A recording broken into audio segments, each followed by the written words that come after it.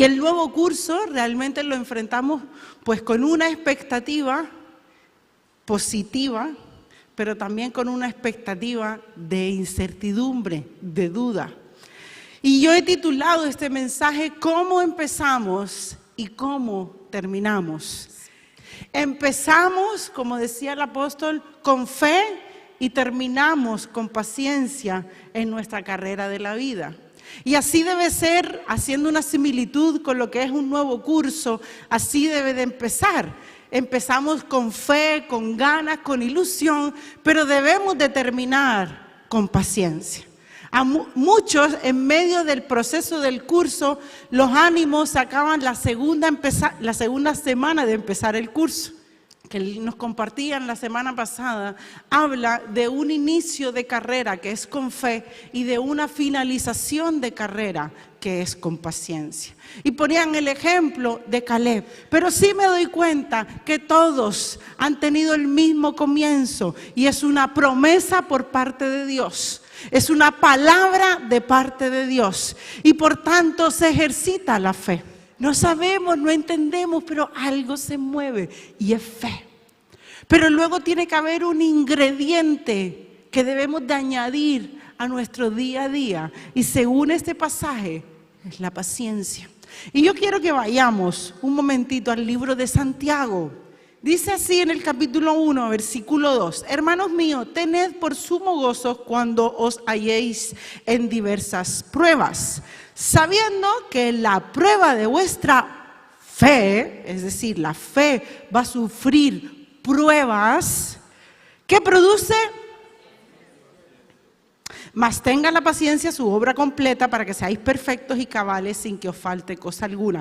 Miren, yo busqué este mismo versículo en otra versión y miren qué simpático. Dice, amados hermanos, cuando tengan que enfrentar cualquier tipo de problemas, considérenlo como un tiempo para alegrarse mucho. Espera, voy a seguir leyendo. Porque ustedes saben que siempre que se pone a prueba la fe, la constancia, un sinónimo de paciencia, tiene una oportunidad para desarrollarse. Así que dejen que crezca, es decir, pasen por esas pruebas, alégrense, dejen que crezca. Pues una vez que su constancia se haya desarrollado plenamente, serán perfectos y completos y no le faltará nada. Que me diga Dios en medio de mis lágrimas, de mi dolor, de mi dificultad, de mi situación adversa, de mi crisis, alégrate. Porque va a producir en ti algo bueno. En medio de las pruebas de la fe, porque tu fe va a venir y va a ser probada, va a ser azotada, va a ser criticada, va a ser cuestionada, va a ser señalada. Te dice, en medio de todo eso, alégrate y alégrate mucho, porque va a producir en ti paciencia, va a producir en ti constancia. Pero la paciencia como que es un concepto que nos suena más familiar. Capacidad de sufrir, tolerar. Pero dice, con fortaleza, sin quejarse ni rebelarse. Yo me examino a mí misma y digo, a ver, puedo tener capacidad de sufrir esta desgracia, pero me quejo. Claro, me rebelo, pues muchas veces. Y otra definición dice, calma o tranquilidad para esperar. Imagínense el consejo que Dios nos da. Nos dice, cuando te halles en esta carrera de la vida, que te vas a encontrar diversas pruebas, ten la capacidad, genera la capacidad, trabaja la capacidad de soportar cada una de esas circunstancias con calma, con tranquilidad, sin quejarte, sin rebelarte. Y otra vez me digo, ¿y cómo? Porque una vez más me encuentro con esa pelea entre la teoría y la práctica. ¿Cómo lo hago? Nos vemos tentados porque nos desesperamos en medio de los procesos. Nos desesperamos en medio de las pruebas.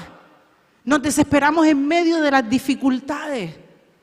Pero yo quiero en esta mañana darle unos cuantos consejos. Me aplico yo y veo en la palabra que son efectivos. Lo veo en diferentes personajes de la Biblia.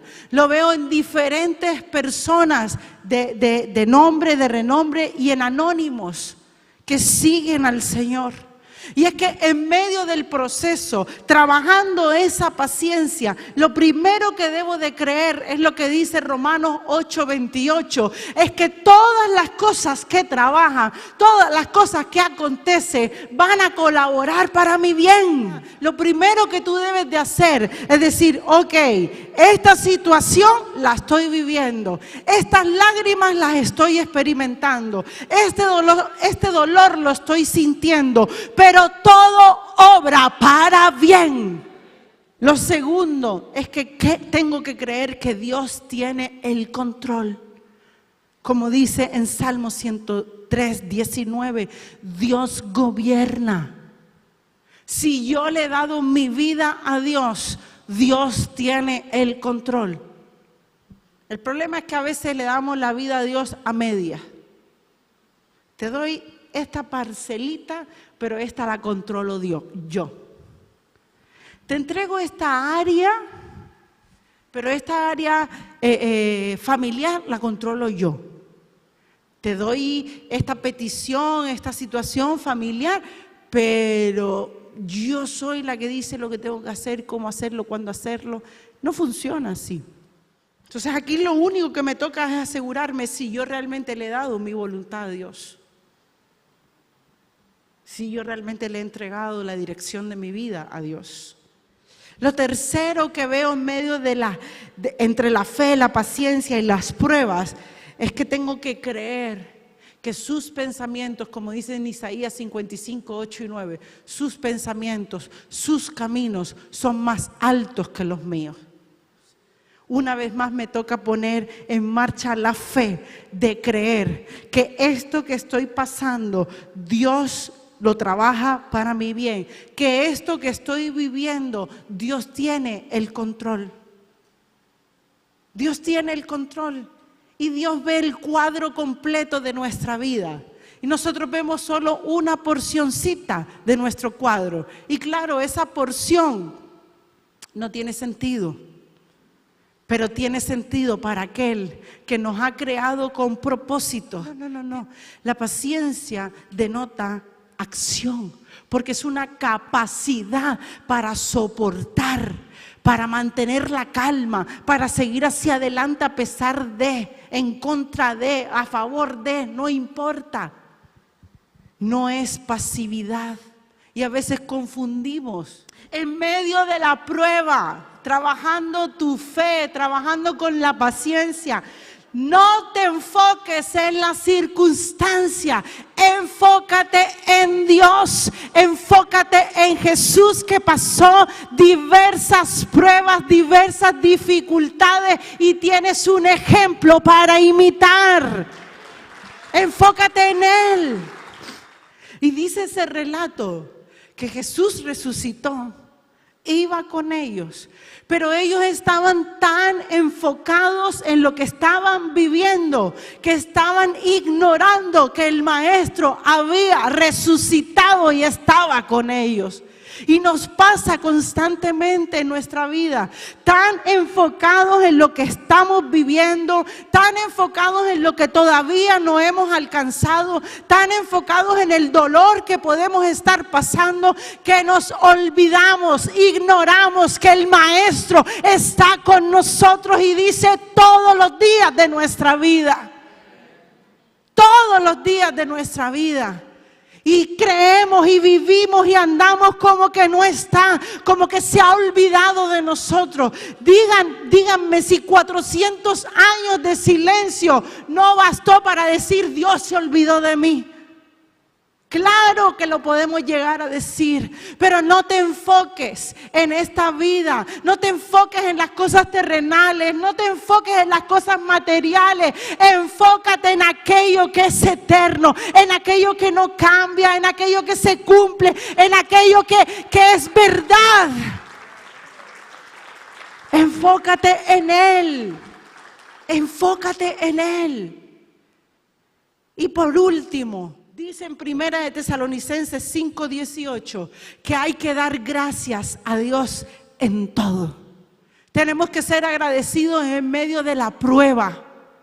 Tengo que dar gracias a Dios por la prueba, porque está produciendo en mí un mayor peso de gloria, dice en Corintios. Tengo que dar gracias a Dios por las dificultades, porque aunque ande en valle de sombra y de muerte, no temeré, porque su vara y su cayado me infunden aliento. Tengo que dar gracias por el aire que respiro. Tengo que dar gracias aún por el huracán que puedo experimentar en el nivel físico o en el nivel espiritual. Tengo que dar gracias por los momentos que parece que Dios guarda silencio. Tengo que dar gracias en todo y por todo, porque esta es la voluntad del Padre. Da gracias a Dios cada día que te levantas. Da gracias a Dios por ese marido que es inconverso, porque a través de ese marido tú trabajas paciencia, tu fe se pone en marcha. Da gracias a Dios por ese hijo que se ha rebelado contra ti o se ha marchado de la casa, porque experimentarás los mayores momentos de intercesión al Señor. Da gracias a Dios por los momentos donde no hay económicamente nada, pero no te falta un plato que llevarte a la boca. Da gracias a Dios por la ropa que vistes. Da gracias a Dios por el lugar en el que vives. Da gracias a Dios que has tenido nuevas oportunidades, abandonando quizás tu país, abandonando quizás tu familia. Dios te ha bendecido. Hay que dar gracias a Dios por esta iglesia. Hay que dar gracias a Dios por tener el privilegio de poder sentarme en una silla y escuchar un mensaje de parte de Dios cada semana. Hay que dar gracias a Dios por los grupos. Hay que dar gracias a Dios por los líderes. Hay que dar gracias a Dios por llegar a las 9 de la mañana para servir café para que mucha gente sea bendecida. Hay que dar gracias a Dios por los cámaras. Hay que dar gracias a Dios por los ujieres, por los maestros que semana tras semana dedican su tiempo para ministrar a nuestros hijos. Tantas cosas por las que agradecer. Y principalmente me emociono porque he recibido gracia que no merecía. He recibido salvación que no he pagado. He recibido perdón de pecados. Hay que dar gracias en medio de la prueba. Así se trabaja la paciencia. Así colabora con la fe. ¿Cómo empezamos nuestro caminar? No hemos terminado porque tenemos aliento. Sería cómo estamos caminando. ¿Cómo queremos terminar? ¿Cómo? Fe y paciencia. Fe y paciencia. Fe y paciencia.